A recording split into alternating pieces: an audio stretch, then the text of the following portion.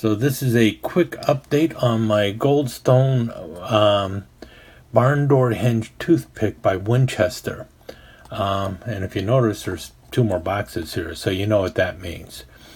In any case, when I first did the video on this, I had mentioned that the knives were probably jobbed out the case and made by them because these came out in 1998, and Case had an identical line of them back in 1992. Well, I was wrong. The ones that were put out by Case were not actually manufactured by Case. They were manufactured by Queen. And the ones in the Winchester line were also manufactured by Queen, which kind of makes sense considering they're on a 5-inch toothpick frame instead of a 5.5-inch frame, which is what Case normally used. So both Case and Winchester jobbed their barn door hinge toothpicks out to Queen, and the steel used in them was 1095 carbon steel.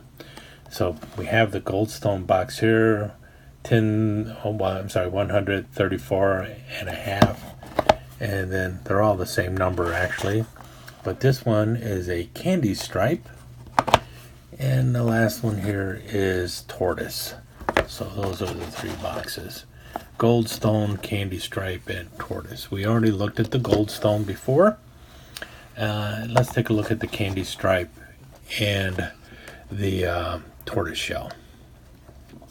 Now, as mentioned, these knives came out in 1998, so they've been sitting around for about 20 years now. And this is the one in candy stripe, and if you notice, the candy stripe goes all the way through the celluloid. You notice there's coloration there, and then you've got the white and the darker red there. Really looks nice. You've got the nickel silver bolsters. This one has a little tarnish on it. I'm going to have to try and polish that up.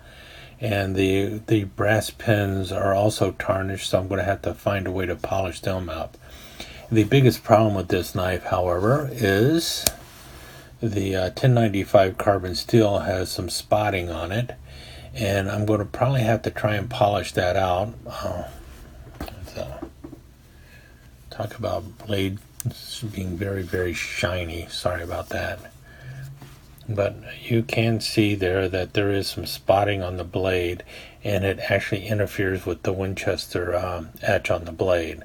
So chances are that when I start to remove that spotting on the blade, it is going to take off the etch on the blade, and that's going to be problematic for me. But I would rather get rid of the spotting and lose the etch than have the spotting be there.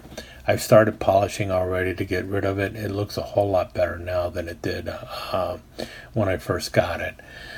So chances are etch will be gone, but I can live with the etch being gone. The spotting is going to be more problematic for me. And same with here. I'm going to have to polish this out and make it look a whole lot better.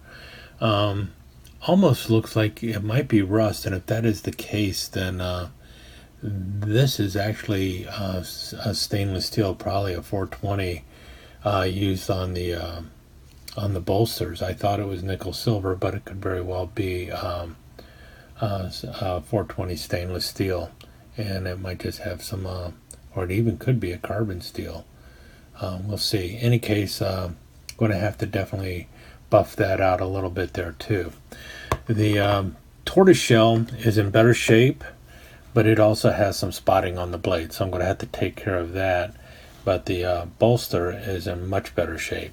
Notice the tortoise shell is colored throughout, which is pretty cool. The brass pins are in much better shape on this one also. Really looks nice. You've got some staining on the back bolster here. The reason that happened is because the person has had these in a box for 19 years or so, in this red felt box with nothing in it, nothing to absorb the moisture or anything else.